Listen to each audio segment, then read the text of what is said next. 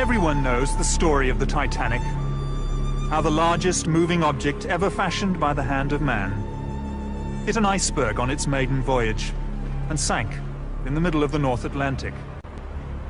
1,500 lives were lost.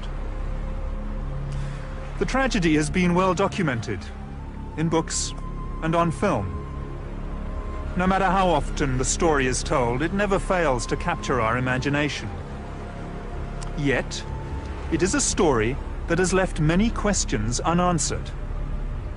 Now, for the first time, we take a fresh look at some of the mysteries surrounding the Titanic and reveal evidence that leads to a compelling and shocking hypothesis: that the ship that plummeted 2 miles to the bottom of the sea was not the Titanic, but its sister ship, the Olympic.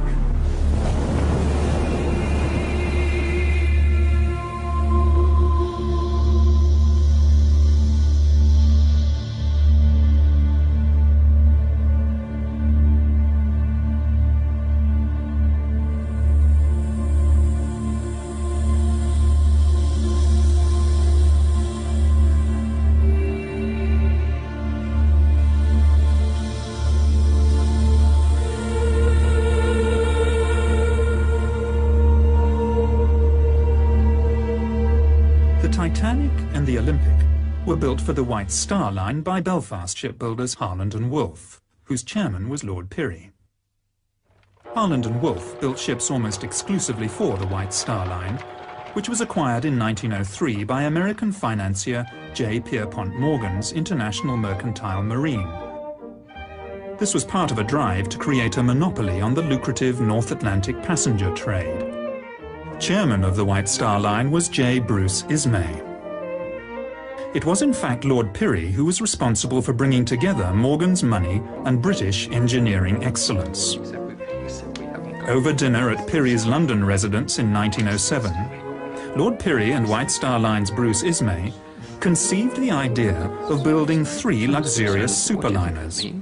First the Olympic, then the Titanic, and finally the Britannic. The first of the new ships, Olympic and Titanic, were to be virtually identical. This represented the White Star Line's survival strategy in the highly competitive North Atlantic passenger market, while also ensuring a bright future for the Harland and Wolff shipyard. As well as holding a large financial stake in Harland and Wolff, Lord Pirrie was a shareholder in the White Star Line and the International Mercantile Marine. Almost all passenger liners on the North Atlantic route in the early part of the 20th century were immigrant ships. In poor condition, many were known as coffin ships, and their owners blatantly overloaded and overinsured their vessels. In fact, it was an industry noted at the time for fraud. On the 14th of June 1911, the Olympic made her maiden voyage, under the command of Captain Edward J. Smith, Commodore of the White Star Line. Then just a week later, still under the command of Edward Smith, the Olympic was involved in a stern collision with the tug O.L. Hallenbeck in New York, an accident that nearly caused the tug to sink. Barely 3 months later, on the 20th of September 1911, the Olympic, still under the command of Captain Smith, was involved in yet another collision, this time with the British warship HMS Hawke in the Brambles Channel in Southampton Water. It was a serious collision, which was to seal the fate of the Olympic. Pulled in by the suction from the Olympic's great propellers, the Hawke is irresistibly drawn towards the larger vessel, and the two ships collide. The Hawke's underwater ram and bows strike and penetrate the starboard side of the Olympic, causing a triangular hole several meters high, and an even larger hole below the waterline. Any accident involving a Royal Naval ship was investigated by the Admiralty, who, not surprisingly in this case, found that the Olympic was at fault, even though the evidence, including eyewitness accounts, suggested otherwise. As a consequence of this ruling, the White Star's insurers declined to pay out on the claim. The damage done to the Olympic was severe. Besides being holed both above and below the waterline, she sustained numerous other injuries, including steel frames buckled, Thousands of rivets popped, steel plating dislodged over 4 decks, and distortion to the starboard propeller and crankshaft. To make matters worse, the keel was bent, giving the ship a pronounced list to port.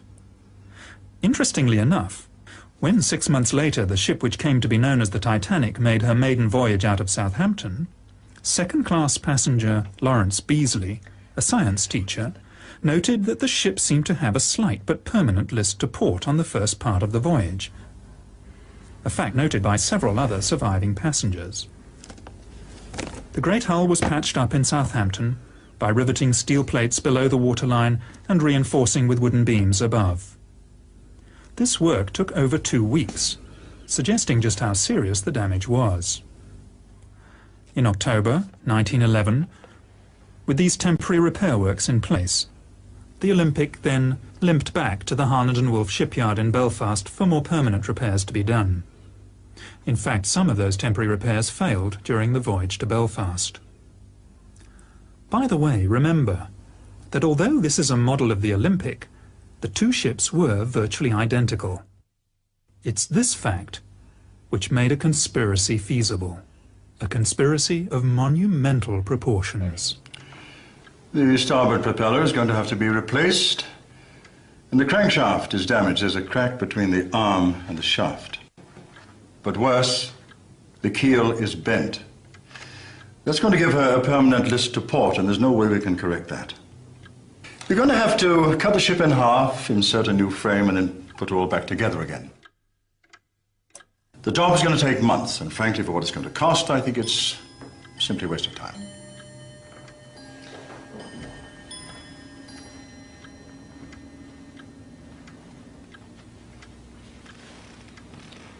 Can you not just patch her up until Titanic is ready? Well, we could put in a bulkhead to strengthen her. But to be honest, sir, she will never pass another Board of Trade inspection. In Belfast, the Titanic was nearing completion, but all work on her stopped so that every effort could be put into the repair of the Olympic.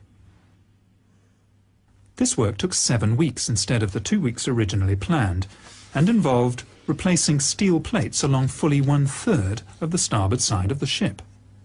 Another indication that the damage was far worse than was originally thought. Now look at this. This is a film of the Olympic backing out of the dock in New York. You can see where she's been patched up on her starboard side. It's a huge area. And that's just the damage above the waterline. In order to get the Olympic back to sea and earning a profit as soon as possible, the starboard propeller, stamped with the Titanic's number 401 and not yet fitted to the Titanic, was fitted to the Olympic. This is a fact of some considerable significance, as we shall find out later. The Olympic's troubles, however, were only just beginning. After leaving New York Harbor on the 24th of February 1912, she ran over a sunken wreck off the Grand Banks and threw a propeller blade again on this starboard side. The loss of the propeller blade shock-loaded the engine and drive shaft and placed enormous stresses on the already weakened liner. She limped back to Southampton on only one engine, arriving there on the 28th of February. By the 2nd of March, she was once again in the Thompson dry dock in Belfast, having her propeller blade replaced. This should have taken only a few hours, but the Olympic was there, in Belfast, until the 7th of March. In Belfast, the Titanic and the Olympic were most often berthed side by side, and were regularly moved in and out of the Thompson dry dock, especially during repairs to the Olympic. On close examination of contemporary archive photographs, it is possible to see the minor differences in design that tell the 2 ships apart. On the forward part of sea deck, Olympic was built with 16 portholes. The Titanic with 14. Somewhat mysteriously, the Titanic has acquired 2 extra portholes between its launch and its maiden voyage. This clearly points to the possibility that the 2 ships were switched. At the time of Titanic's launch, the windows on B deck are clearly discernible as being evenly spaced. Yet at the time of her maiden voyage, they have taken on a distinctly uneven appearance. And whereas the Olympic had been opened to the public for inspection in Belfast and Liverpool, Titanic was not. That first week in March 1912 was the last time that the Olympic and Titanic were together in Belfast. The twin ships side by side on the River Lagan. And that was when the decision to switch them could have been made. You can't be serious.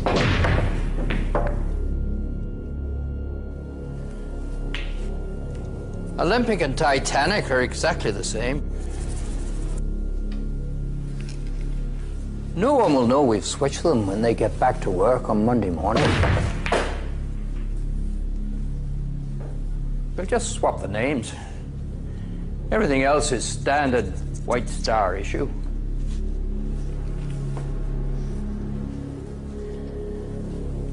I have some boys at the yard who'll do the job for a couple of £100 each. And say nothing.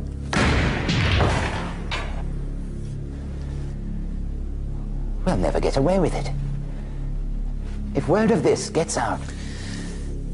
It's either that, Ismay, or we both go down. White Star Line and this yard. There's got to be another way. There isn't. We have no choice. Right. That's it then.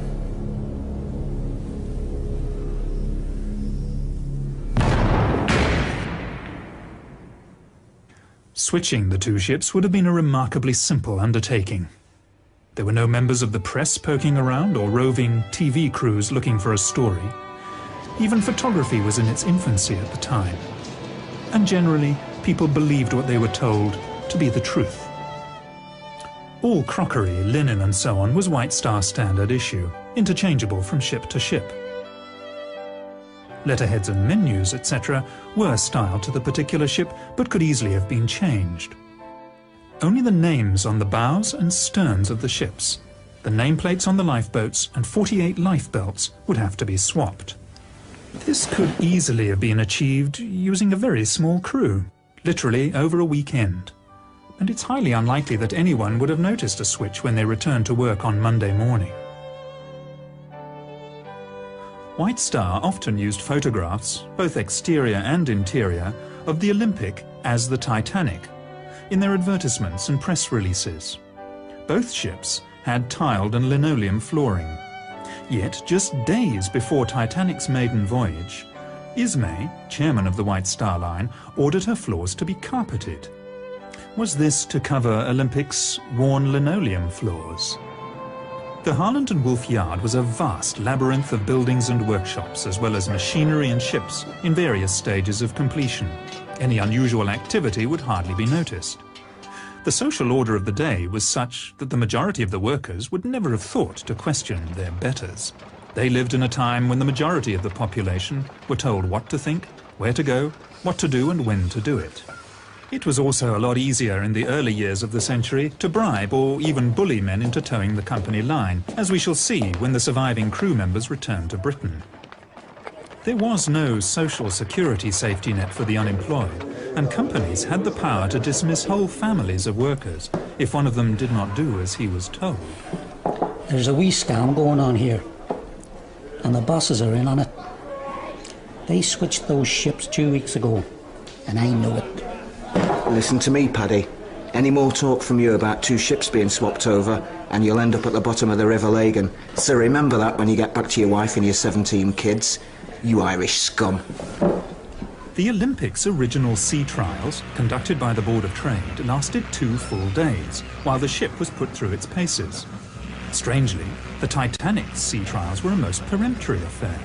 No strenuous manoeuvres were carried out, and the inspection was over in time for lunch. Of course, by now the switch had taken place. The collision between the Olympic and HMS Hawke was by no means Captain Smith's first incident at sea. In fact, he had one of the worst professional records of his day. The Commodore of the White Star Line was a show-off, who liked to drive his ships as though they were giant speedboats, and he damaged a few in his time. The 3 incidents involving the Olympic, which probably damaged her permanently, must have put him in a very serious position in the eyes of his employers. Could he perhaps have been summoned by J. Bruce Ismay, chairman of the White Star Line, once it became obvious that the Olympic was a write-off? If so, it would have been a meeting with the very gravest of consequences. Oh, come now, E.J. We've always been good to you. Kept you in brandy and cigars. Besides, it's not going to be that difficult. You've broken a few of our ships, E.J. The Republic, the Germanic, the Coptic. And when that fire broke out on the Majestic and those crewmen were killed... Yes, I know you denied it had ever happened, but we did know. We gave you command of the Olympic, and look what a disaster that's turned out to be. And we always paid you well, E.J. Look, it's not for me. It's for the company. We are in a desperate situation financially, especially after what happened to the Olympic. So, I'm sorry to have to put it to you like this, but you do owe us. We've arranged for a small steamer from the Leyland line to be in a position to take the passengers off. I have a good man lined up for the job. Lord. Captain Stanley Lord. Ever come across him? Well, he's done this sort of thing before. Well, he did the job so well, he received a commendation for it. So, there it is. He'll be there to lend a hand. And I'll be there, of course. Along for the ride. All right, then I want to choose my own officers. Yes. Of course, E.J. Men you can trust, eh? At the time of Titanic's maiden voyage, Britain was in the grip of a coal strike. Fuel was in short supply, and ships and men were laid up in Southampton. And yet, White Star Line had difficulty finding firemen and greasers to work below decks on the Titanic. After steaming from Belfast to Southampton, all but 2 of the firemen aboard the ill-fated liner refused to sign up again in Southampton for the voyage across the Atlantic, preferring to wait for employment on another ship.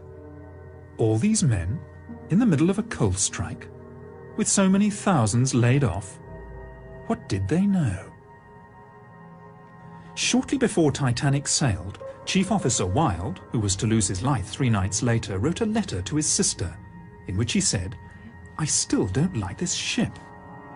Strange thing for a man to say, who had just set foot on board the day before.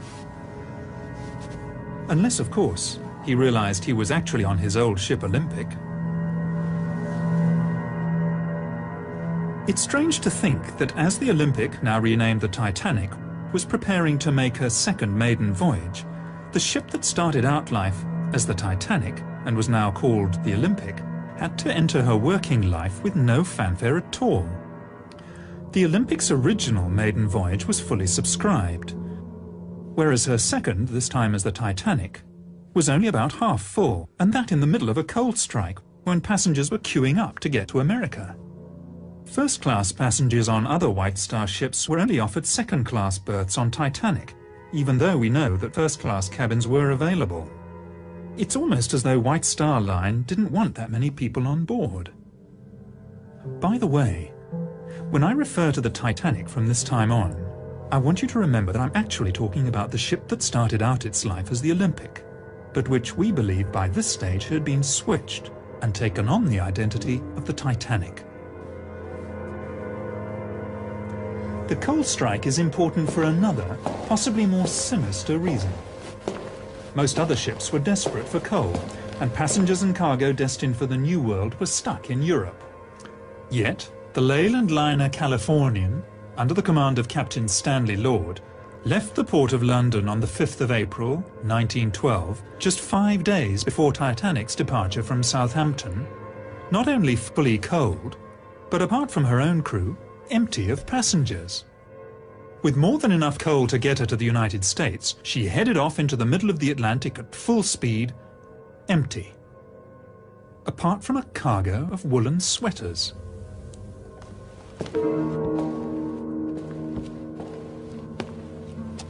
Over 50, mostly first-class passengers, cancelled their passages on the Titanic at the last minute, many of them close friends and business associates of J.P. Morgan. Morgan himself cancelled his passage at the 11th hour, despite having the best suite on the ship, claiming illness. 2 days after the sinking, an American reporter found him in perfect health at the French resort of Aix-les-Bains, with his mistress. Morgan also had several valuable bronze statues which he was planning to import to the United States, taken off the Titanic an hour before she sailed. Could Morgan have known the fate of the Titanic fully 4 days before the disaster? Florence Ismay, wife of J. Bruce Ismay, also turned down the opportunity of taking the maiden voyage on the world's most luxurious liner, preferring instead to take their children on a motoring holiday, after first claiming ill health. Now there is one thing that sailors fear above all else, and that is fire at sea. And yet when Titanic cast off from Southampton, there was a fire smouldering in number 10 coal bunker. Instead of putting out the fire, the bunker was actually topped up with 400 tons of coal. Captain Smith knew it, the ship's officers and chief engineer knew it, as did those who worked half-heartedly to put it out. The fire that had been smouldering in coal bunker number 10 had been smouldering for a week, and yet it was kept from the Board of Trade Inspector Maurice Harvey Clark, who at the British inquiry denied all knowledge of it. Could the fire in coal bunker number 10 have been Plan B? If all else fails, tell the passengers there's a fire, vent the smoke through the ship, and get them off that way. Captain Stanley Lord and the Californian had left the port of London in a great hurry, ostensibly bound for Boston. Then, on the evening of the 14th of April, the ship came to a dead stop in the middle of the ice field.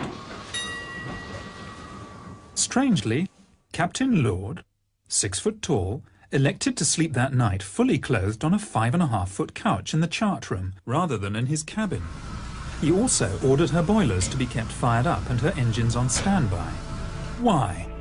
Was he expecting some sort of emergency that might mean a last-minute dash into the night? That evening, the Titanic received 6 radio messages. The first 3 were from other ships, giving the location of icebergs. The other 3 were from the Californian, more concerned with giving her own position, stopped for the night. Those 3 were personally addressed to Captain Smith. It's almost as if Captain Lord was letting Smith know that the Californian was ready and waiting. Captain Smith had delayed turning the corner on the outward southern track. He ordered the turn to the west 10 miles further south than the normal turning point. This was certainly not as an evasive measure to avoid the ice field, but one designed to take him directly into it. He must have known this. Tragically, Captain Lord failed to keep his radio operator awake. Even so, the Californian's last message to the Titanic never got there. The Titanic's radio operators were too busy with passengers' messages.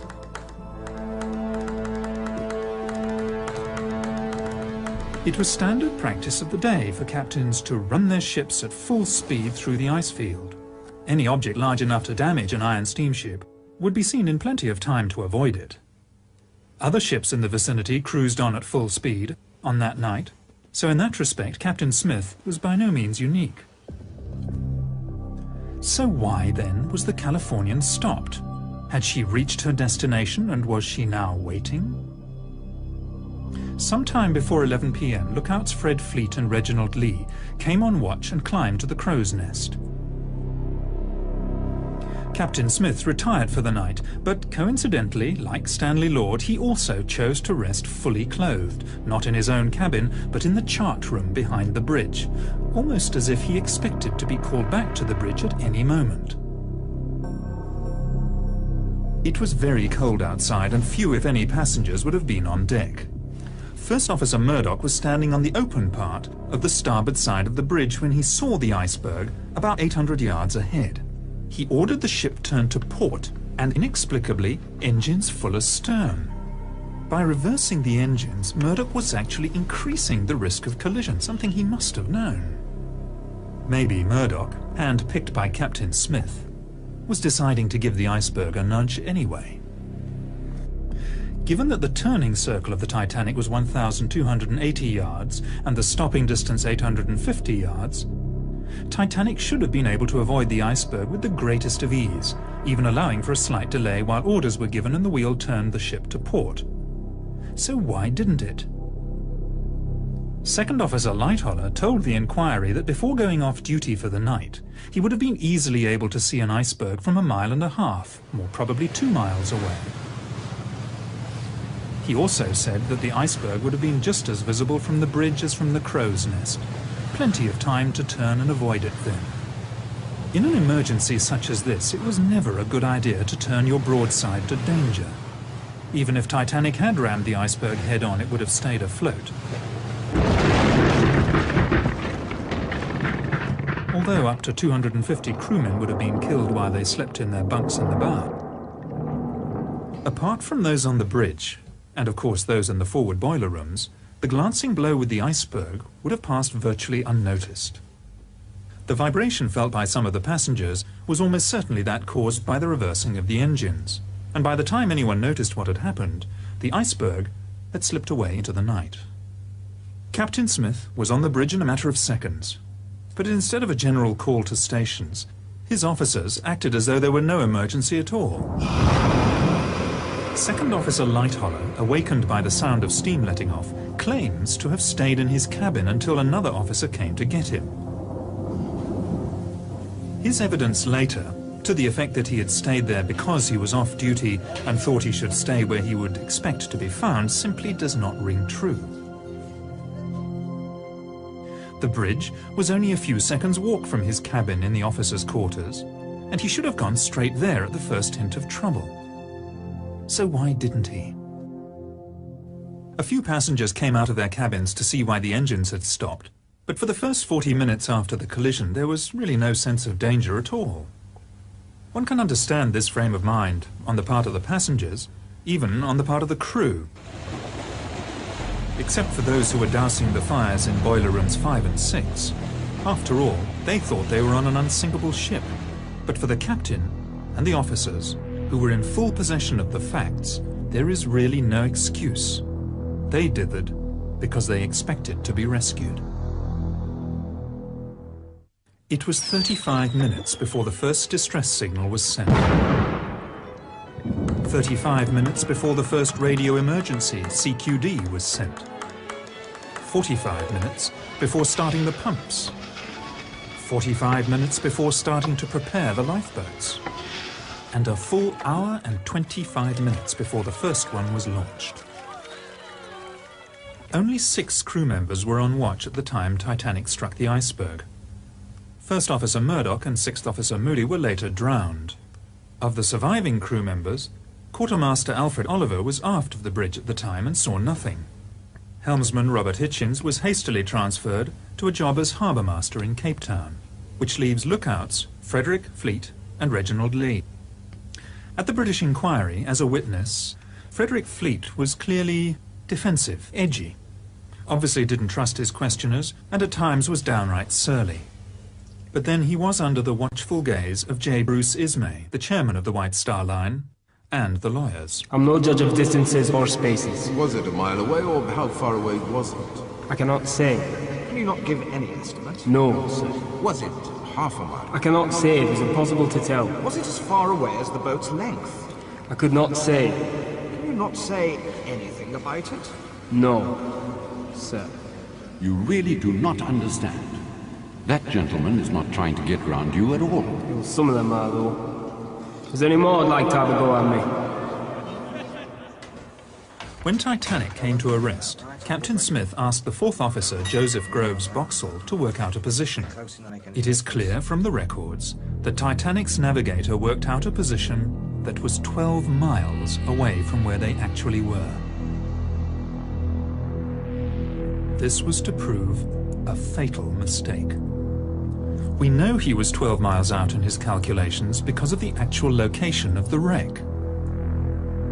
The position that Boxall gave would have put the Titanic within sight of the Californian. Was that where he thought he should have been? For some reason, Captain Smith ordered the Titanic to move half speed ahead for another 5 minutes before stopping the engines again for the last time. Maybe he was heading towards the ship whose lights could just be made out on the horizon, expecting it to be the Californian. Several survivors mentioned the sighting of a ship about 5 or 6 miles from the Titanic. The Titanic could easily have steamed there, yet Smith was content to assume the ship would sail over to him, because he believed it was the Californian. At this point, let's examine what's happened so far. A stricken ocean liner is dead in the water. A rescue ship, the Californian, is standing by. Messages have been sent to Captain Smith from the Californian, stating exactly where she is waiting. Captain Smith can see a stationary ship on the horizon, and having received inaccurate information from 4th Officer Boxall as to his position, he assumes it's the Californian and everything's going according to plan. At about midnight, the Titanic started sending up her distress rockets, red, white and blue. Rockets could also be seen from the bridge of the Californian, and this was duly reported to Captain Lord. Captain Lord asked what colour the rockets were. In fact, over the next 2 hours, Lord repeatedly asked his officers about the colour of the rockets. Was he expecting to see red or blue signals? Very likely. But whether he was or not, the answer from the bridge was always the same. Only white rockets could be seen. He therefore, rightly, assumed that the rockets were not coming from the Titanic. Survivors reported that the rockets launched from the bridge of the Titanic soared up several hundred feet into the night sky, bursting with an ear-splitting report. The rockets from the ship that was visible from the Californian only went as high as the top of her mast, and even at 4 to 5 miles distant, the officers would have quite reasonably expected to hear a report. But they heard nothing. It seems most likely that the ship seen from the Californian was a wooden sailing bark called the Samson, conducting illegal seal fishing activities on the ice floes at the time. The white rockets she was firing, to mast height only, were intended to recall her small rowing boats. A few months after the disaster, the captain of the Samson said that he had also seen a large liner firing rockets and that he had not gone to investigate because of his own illegal activities. The Californian's apprentice, Gibson, later testified that he saw only 8 rockets fired from the ship, and all white. The Titanic had fired at least 18, possibly as many as 22, and had included red and blue. Titanic survivor Miss Edith Russell said the officers told them all, "Don't worry, the Californian will pick everybody up if you don't come back for breakfast." How could they possibly have known it was the Californian? It's hard to believe in such an emergency, but they were letting lifeboats go half full. They knew the ship was sinking, nobody could be that stupid. But they expected the ship on the horizon to come steaming over. But it was the wrong ship. The Californian was 19 miles away, where Captain Stanley Lord waited for coloured rockets. At around 1 a.m., it must finally have dawned on Captain Smith that the rescue upon which the survival of so many depended was not going to materialize. Now boats are being let go full, and passengers are beginning to panic.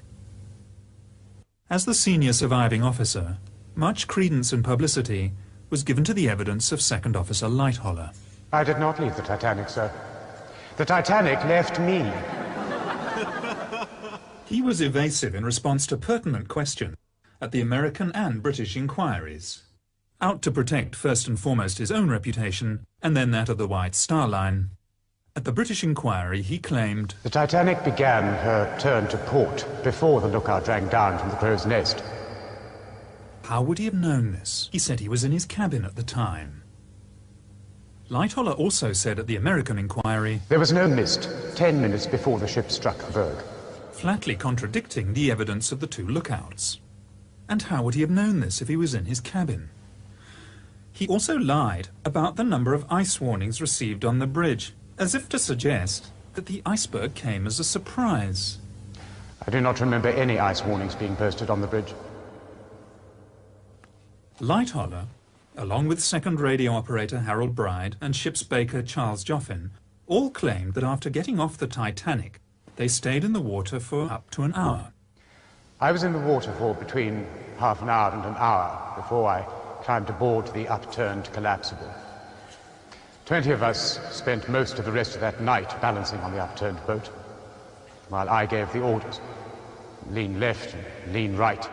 This is quite clearly not possible.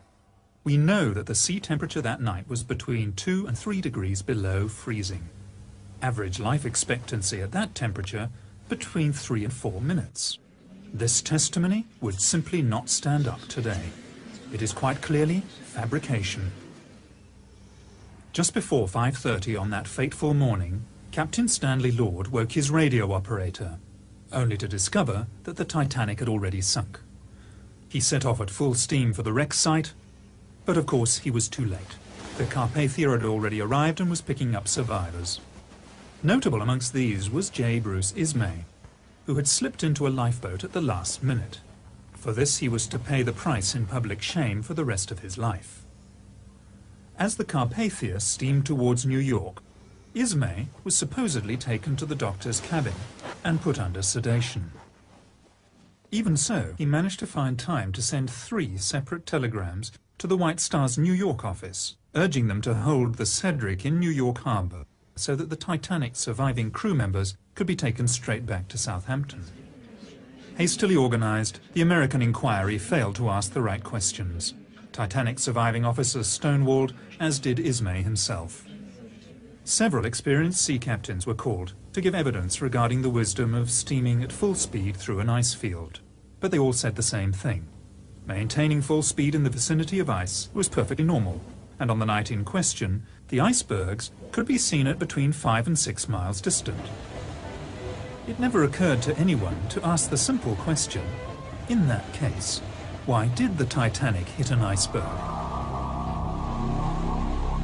When the surviving crew got back to England, they naturally expected to go straight home to their loved ones. Instead, they were all herded into a railway shed and held for nearly 24 hours before being made to sign pieces of paper. A lot of them were under the impression that they were signing the Official Secrets Act. Was someone trying to suppress something here, some vital piece of information? Remember what it is you've put your names to. If there's any talk of the ship being swapped in Belfast, or any stories of insurance fraud going on, then there will be 20 years of His Majesty's pleasure awaiting you and no job to come out to when it's over. So, think on this when you see your wives and sweethearts.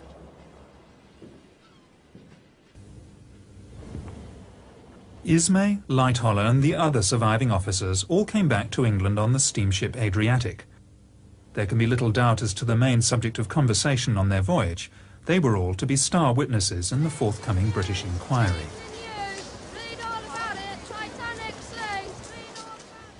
Now, it is unlikely that a fraud of such immense proportions could have been undertaken without the collusion of the authorities, notably the British government, as we shall see later when we look at the inquiry. In fact, it makes perfect sense for the government of the day, under Prime Minister Lord Asquith, to have colluded in a cover-up.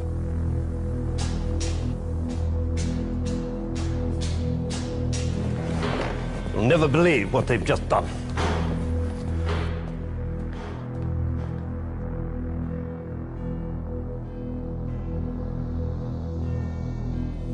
How many? I'm told 1,500. The position is simply this, Prime Minister. The White Star Line is on the verge of bankruptcy. Now, if White Star were forced to go into liquidation, La Holland and Wolfyard in Belfast would also be placed in a very precarious position, perhaps even forced to close down. Now, that means that 20,000 men will be laid off, not to mention the effect on all the subsidiary and dependent industries. Quite frankly, it is a political situation we cannot afford, Prime Minister.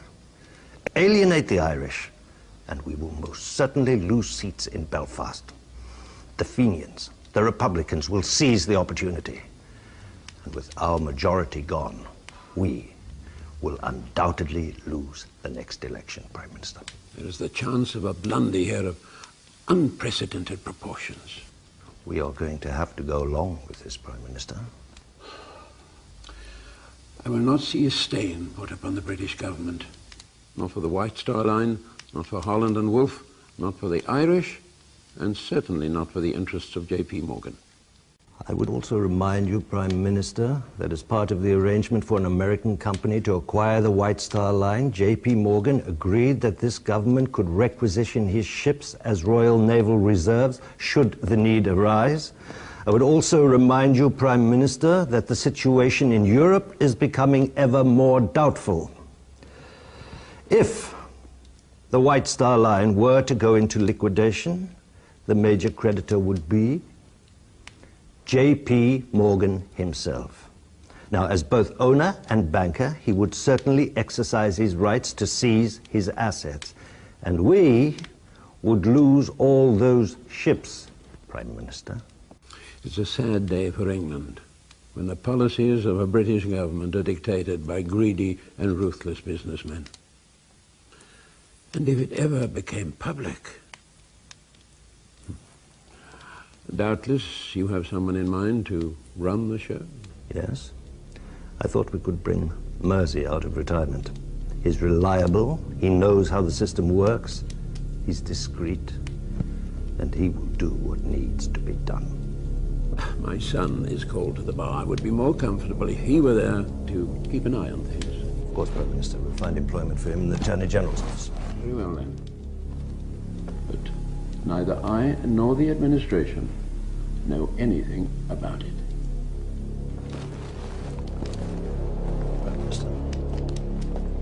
So, the Board of Trade inquiry was to be conducted by Lord Mersey, President of the Board of Trade and no stranger to the art of cover-up.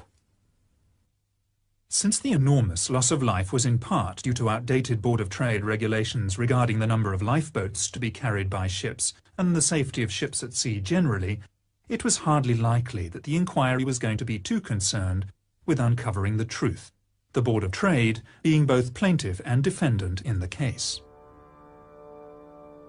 The hearings were held at the Scottish Drill Hall in London, where the acoustics were so bad that spectators in the public galleries found it difficult to hear everything that was said. Lord Mersey had complained about the unfortunate choice of venue, but then again it had been booked by his son. Harold Sanderson, representing Harland and Wolff, repeatedly made the mistake of referring to the Titanic as the Olympic. As for Lord Mersey himself, he simply didn't ask or allow to be asked the right questions. The press, who were there throughout the hearings and could have done something about it, were more interested in the scandal surrounding the lucky escape of J. Bruce Ismay. Other expert naval officers told Lord Mersey that even on a moonless night there'd be no difficulty spotting an iceberg from as far away as 6 or even 10 miles. Remember, the full turning circle of the Titanic at top speed was only 3/4 of a mile. The whole British inquiry was a whitewash. Captain Smith would not be blamed because he was no longer alive and could not defend himself. The lookouts were not to blame. The design and construction of the Titanic was not to blame. Neither were her officers or her owners. In fact, no one was to blame, except Captain Lord. Captain Lord stood alone. If Lord Mersey heard anything at the inquiry that he didn't like, he simply ignored it. She looked like a small tramp steamer about 5 miles away. They were firing rockets just after midnight. Altogether, she fired 8 rockets, and all white, and rose no further than the masthead. I think we are all of the opinion that the distress signals, which were seen from the deck of the Californian, were in fact the distress signals from the Titanic. I went down below to Captain Lord, who was sleeping in the chart room. He asked me again if I was sure there was no color in the rockets. So I said, no, they were all white. I think the onus of proof in this matter is upon the Californian. That it will be for the Californian to satisfy us that they were not the signals of the Titanic. Whenever a Titanic survivor referred to the mystery ship that they'd seen on the horizon, as often as not, Lord Mersey would interject with, "You mean the Californian?" There was barely an attempt at cross-examination, and, as happened so often, Captain Lord declined to defend himself. Perhaps out of fear that he might reveal his part in the conspiracy. Furthermore, When the inquiry heard from passengers who'd been aboard the Mount Temple that they'd actually seen the Titanic on the horizon and were even close enough to hear the last 2 reports of her rockets, Lord Mersey repeatedly interrupted them. You do not give me the answers that please me. Of course, if Lord Mersey was a party to the cover-up, he would have known about Captain Lord's secret mission and of how the rescue plan failed, largely because of circumstances outside Captain Lord's control. And yet, Lord Mersey repeatedly interrupted the testimony of Californian's officers and instead accepted evidence against Captain Lord that would have been laughed out of court under normal circumstances. Was Captain Lord being made a scapegoat because he had failed to do what he'd been engaged to do on the night of the disaster? Of course, by highlighting Lord and the Californian, Lord Mersey was drawing attention away from rather more sensitive issues. Titanic's bulkheads should have gone 1 deck higher. It was the Board of Trade's own regulations that allowed Titanic to go to sea with too few lifeboats, and the Board of Trade's inspectors who had been so ready to sign the ship off as fit to go to sea in the first place. Titanic cost $10 million to build, and as a brand new ship would have been insurable for that amount and more. The Olympic, on the other hand, damaged beyond economic repair, would only have been insurable for a much smaller amount. A motive for switching the ships is clear. Normally, White Star Line, when they insured their ships, took on part of the risk themselves, and it was at first thought that Lloyd's of London would only be liable for $7.5 million. Not so.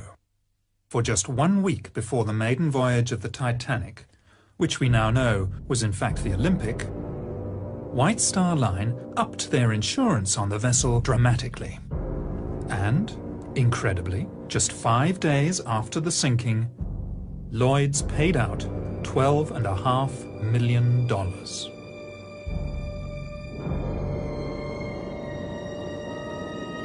Although 3/4 of a century at the bottom of the Atlantic Ocean did not exactly preserve Titanic in museum-like condition, there is enough left of the wreck to give us more than just an idea of what really happened. Corrosion has done its relentless work, but where the original black paint of the hull has flaked away, it is still possible to see spots of grey paint, which formed the undercoat, except that grey paint was only used as an undercoat on the Olympic and not on the Titanic. Examination of the starboard propeller reveals the number 01 stamped into the metal. In fairness, there is too much corrosion to make out the number 4 clearly, but remember the starboard propeller, numbered 401 for the Titanic, was put on the Olympic as part of the repairs after the collision with the Hawk. Remote cameras under the control of the discoverer of the Titanic wreck, Dr. Robert Ballard, have examined the stern section of the ship. They show that in addition to the lateral bulkheads that were a feature of both the Titanic and the Olympic, there is a longitudinal bulkhead in the stern section where there was none on the original plans for either vessel. The position of this bulkhead suggests a temporary repair has been carried out to strengthen the keel, a keel perhaps damaged by the collision with HMS Hawk. And finally, a close look at the bow could reveal the most damning evidence of all. In 1986, the French National Oceanographic Institute examined the wreck with Dr. Robert Ballard. One of the things they checked was the name of the ship. In keeping with White Star tradition, both ships had their names engraved into the upper bow plates in letters 4 foot high. Examination of the wreck and the name Titanic shows that it is made of iron letters which have been riveted onto the original bow plates. With the passage of time, 2 of the letters have dropped off and been lost forever in the sediment of the sea bed. At the place where they once were, engraved into the hull, are the letters M and